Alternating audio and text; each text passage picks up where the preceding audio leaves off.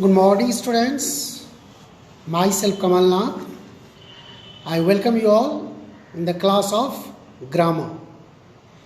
Students, this is a new chapter I am going to introduce you today. Chapter 15, clauses.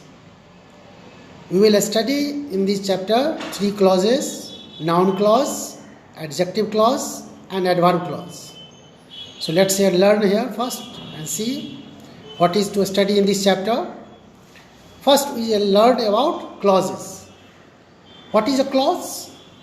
A clause is a group of words which has a verb and a subject. Phrase you have learned here earlier. In phrase, there were a group of words which makes a sense but not complete sense. That is called phrase. Here a clause is a group of words which has a verb and subject. In phrase it was not necessary that there must be verb or subject, but in clause this is a group of words which has a verb and a subject. Here there are two kinds of clause, that is principal or main clause and subordinate or dependent clause. Clause has two kinds: principal or main clause, that is the same thing, and then is subordinate or dependent clause. What is principal and main clause? A clause that doesn't need another clause to make sense is called the principal or main clause. A clause which doesn't need the help of any other clause to make sense is called the principal clause or main clause. Subordinate or dependent clause. A clause that has to depend on another clause in order to make sense is called the subordinate or dependent clause. You see the example that I have written? The child has a toy which is made of metal. The child has a toy which is made of metal. In the first part is that I have underlined, the child has a toy. This part of the sentence is main clause.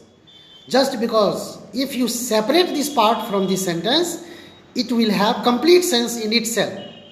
This part doesn't need the support or help of another part, rest part of the sentence to make sense. If you tell somebody the child has a toy, it has sense and it has complete sense. So it is called main clause or principal clause. The rest part of the sentence is which is made of metal.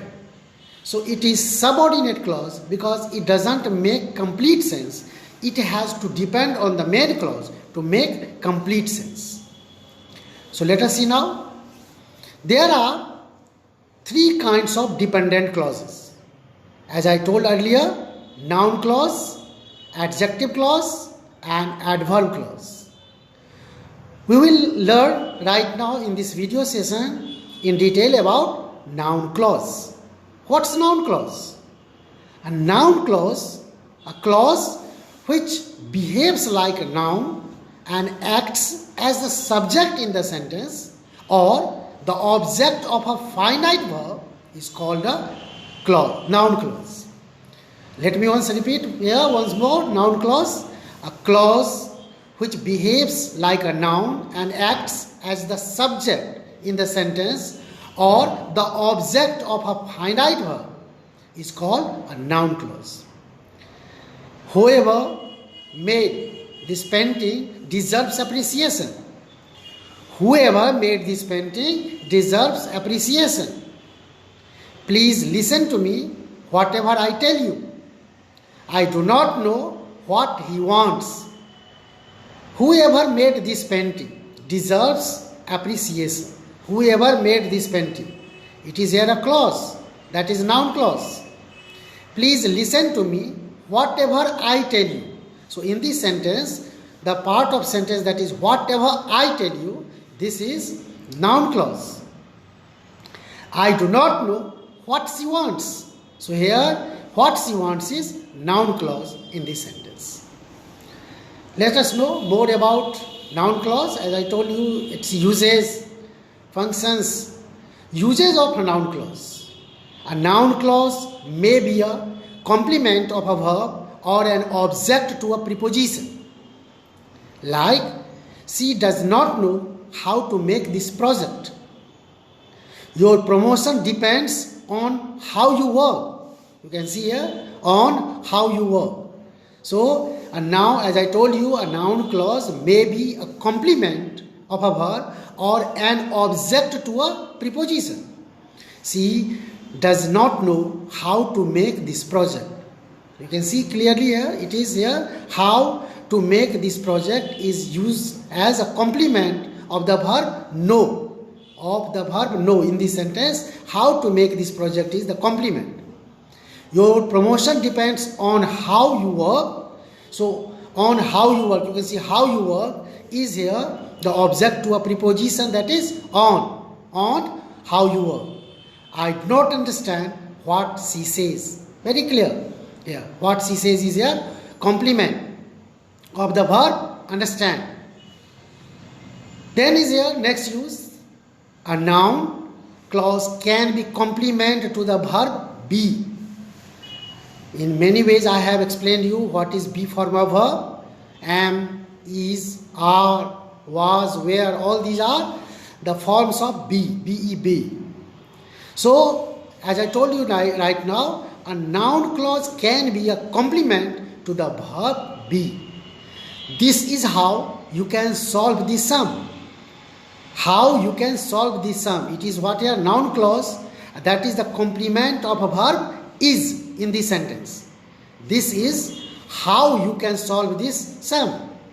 How you can solve this sum is here clause, and that is a noun clause, and it is the complement of a verb be, and be is here is in this sentence. This is. A noun clause begins with question words like who, what, where, when, or with pronouns like which, that, whoever, whatever, etc. So let us now see the exercise. On basis of noun clause, you have exercise at A. Exercise A. We have to underline the noun clauses in these sentences from 1 to 8. I fear that I will fail. I fear that I will fail. Please listen to what I say. The underlined part is the noun clause in these sentences.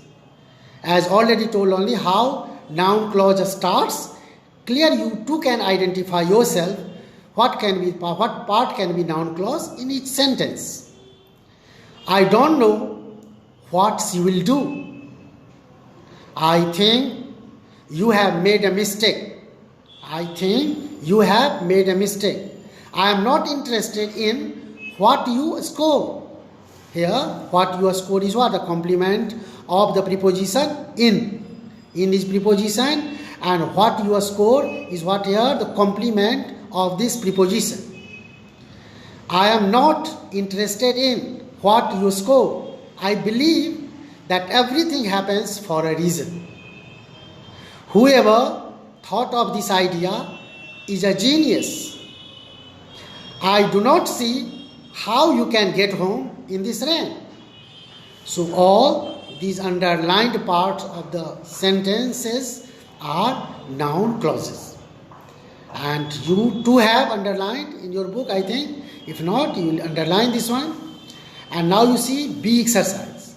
This exercise simply I have solved for your convenience, but you all will add to this here part yourself. Suitable noun clause in the blank. You are all supposed to find a noun clause, suitable noun clause, and no doubt all the students may just find their own noun clause, suitable noun clause, which can be filled in the rest part of the sentence, that is blank, given in the exercise B, and you too can make here meaningful sentence yourself. There is no need here to write the same as I have here written here. I hope that he will recover soon. I hope that he will recover soon. I saw what you have done. I have filled this way. You may just do yourself. You may also add suitable noun clause in these blanks. For your convenience, just I have done it here so that you can just comfortably understand it and do yourself. I often wonder why he talks like that. Tell her where to keep the books. Please show me whatever you have made. Have you heard what she asked? So these were some of the questions in complete sentence in which you had to fill noun clause that was left for you, and you all are free to do yourself, fill yourself in your own ways, and you learn noun clause that has been explained, its uses, clearly how you can start noun clause.